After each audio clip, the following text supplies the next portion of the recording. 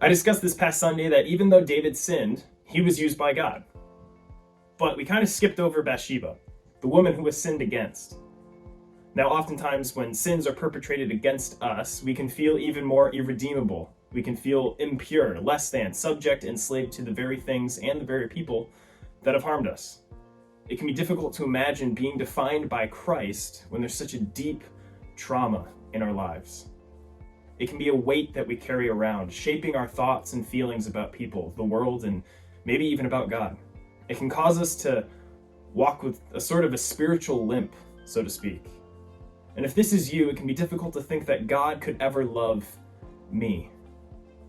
But I want to point us to Matthew chapter 20 with the parable of the workers in the vineyard. In this parable, Christ tells a story of a man who owns a vineyard. He hires 4 sets of people. One set he hires in the morning. The second set he hires around noontime. The third set he hires about mid-afternoon. And then the fourth set he hires in the evening. And when it comes time to pay the workers, he pays them all a full day's wage. Now, as many of you would be, as well as myself, the morning workers were upset at this, feeling that they were worth more.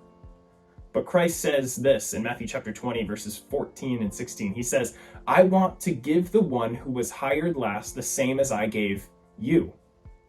Don't I have the right to do this? Don't I have the right to do what I want with my own money? Or are you envious because I am generous? And then he finishes it up here. "So the first will be last, and the last will be first."